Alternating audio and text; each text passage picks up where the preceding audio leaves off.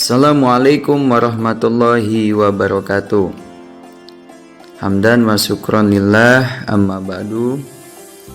Baik, kami dari kelompok 12 dengan nama Rizky Dwi Pangestu dengan NIM 2011200073 dan dua rekan saya Rizka Tamara dengan NIM 2011200074 serta Adi Awaludin dengan NIM 1811200076.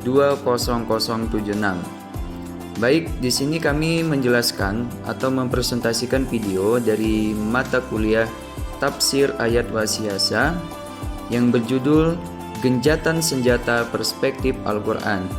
Sebelum kita menyimak atau mempresentasikan video ini, marilah kita mengucapkan lafaz basmalah. Bismillahirrahmanirrahim. Baik, materi yang pertama akan disampaikan oleh rekan saya Adi Awaludin. Kepadanya dipersilahkan.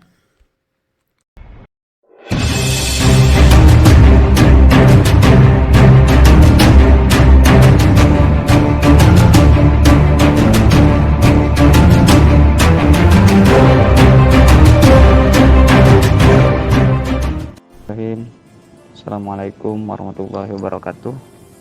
Alhamdulillahirabbil alamin. Bismillah. Di sini menurut bahasa ya, gencatan senjata ini dalam bahasa kitanya sendiri itu memilih nama lain, yaitu al-muada'at, al-muahadah, al-musalamah, dan al-hudnah. Ada 4 ya. Menurut bahasa, al-muadah ini artinya kesepakatan. Sedangkan menurut syarah sebagaimana pendapat Imam An-Nawawi, yaitu musallahati ahli harbi ala tarki kitali mudatan maklumatan, kesepakatan ahli peperangan untuk tidak melakukan peperangan dengan waktu yang ditentukan. Sumbernya dari Mughni Muhtaj jilid 7 halaman 50. Dalil disyariatkannya gencatan senjata yaitu 1 Quran surat At-Taubah ayat 1. Allah Subhanahu wa taala berfirman, Bismillahirrahmanirrahim. Wa ra'atu manallahu wa rasulihi ilal ladzina ahadtum manal musyrikin. Nah, pengertian ayat ini sebagaimana penulis pahami dari tafsir Jalalain, yaitu ini adalah pernyataan pemutus perhubungan dari Allah dan Rasulnya yang ditujukan untuk kalian umat Islam yang melakukan perjanjian dengan orang-orang musyrik dengan perjanjian yang bersifat mutlak atau perjanjian yang berlaku selama 4 bulan atau lebih, kemudian perjanjian itu dirusak. Bisa diambil dari ayat ini kata bara'ah yang artinya kebebasan, bahwa Allah memberi kebebasan kepada kita untuk mengadakan kesepakatan dengan orang-orang musyrik. Artinya kesepakatan tadi boleh dilakukan atau boleh juga tidak. Salah satu dari kesepakatan adalah al-muadah, berarti Allah memberikan kebebasan untuk umat Islam yang sedang berperang dengan orang-orang kafir untuk membuat kesepakatan menghentikan perang atau gencatan senjata dengan orang kafir atau melanjutkan perang. Baik, terima kasih kepada moderator. Selanjutnya saya akan membacakan surat Al-Anfal ayat 61. Allah Subhanahu wa taala berfirman, A'udzu billahi minasyaitonir rajim. Bismillahirrahmanirrahim. Wa in jannahu lisamsi fajana laha wattawakkal 'ala Allah. Innahu huwas samiul alim. Dan jika mereka condong kepada perdamaian, maka condonglah kepadanya dan serahkan semuanya kepada Allah. Sesungguhnya Allah Maha mendengar dan mengetahui. Dalam ayat ini terdapat kata amar. Amar disnihib adalah amar li ibaha atau sekedar membolehkan. Berarti ketika orang musyrik mengajak berdamai, maka untuk kita boleh menerima ajakan dan boleh tidak. Bisa disimpulkan bahwa gencatan senjata menurut pandangan Islam itu diperbolehkan, tetapi mesti memenuhi beberapa syarat. Yang pertama, akad gencatan senjata harus dilakukan oleh imam atau wakilnya. Tidak akad gencatan senjata dilakukan selain mereka berdua. 2. Gencatan senjata dilakukan untuk memaslahatkan manusia, contohnya seperti lemahnya kekuatan orang muslim dan berharap dengan gencatan senjata ini mereka orang musyrik mau masuk Islam. Berarti tidak boleh gencatan senjata dilakukan karena ada kepentingan imam atau yang lainnya. 3. Maka gencatan senjata harus dibatasi, tapi batasannya mesti melihat sikon dan kondisinya. Ketika alasan gencatan senjata hanya sekedar untuk kemaslahatan, maka gencatan senjata tidak boleh lebih dari 4 bulan.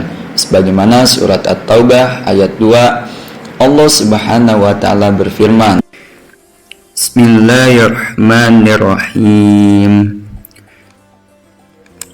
Fasihu fil ardi arba'ata ashhurin wa'lamu annakum ghayra mu'jizillahi wa annallaha mukhzil kafirin. Maka berjalanlah wahai umat musyrikin di atas muka bumi ini dengan aman selama 4 bulan. Dalam ayat ini, masa perdamaian fokus hanya 4 bulan, karena pada waktu itu kondisi umat Islam kuat dan banyak, sebagaimana pernyataan Syekh Ahmad Shawi dalam kitabnya Bismillahirrahmanirrahim, wa innama iktasara 'alaiha liquwwatil muslimina wa kasaratil muslimina.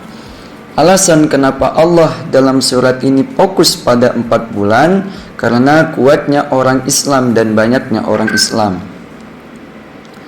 Yang selanjutnya, ketika alasan gencatan senjata itu dikarenakan umat Islam lemah dan kafir lebih kuat, maka masa gencatan senjata boleh sampai 10 tahun.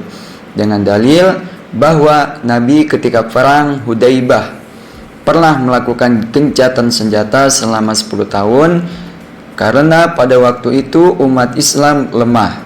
Sumber hadis riwayat Abu Daud nomor 2766 jilid 5 halaman 220. Allah mengutus Nabi Muhammad SAW dengan membawa rahmat dan kasih sayang, perdamaian dengan orang kafir, dengan alasan supaya mereka tertarik dan masuk Islam.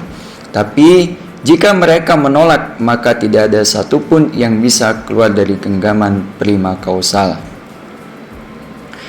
Agama mengajarkan diam ketika tidak diperintah, begitupun perang. Jika diperintah untuk berperang, maka jangan ditunda lagi untuk memenuhi perintah itu, dan jika diperintah untuk berdamai, maka terimalah perdamaian itu. Dan Allah memberikan pilihan kepada kita antara perang dan berdamai.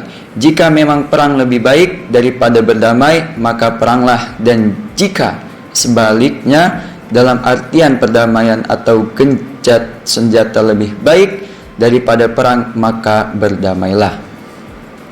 Mungkin itu saja penjelasan pemaparan materi atau penjelasan video yang berjudul Gencatan Senjata Perspektif Islam. Kurang lebihnya mohon maaf. Wassalamualaikum warahmatullahi wabarakatuh.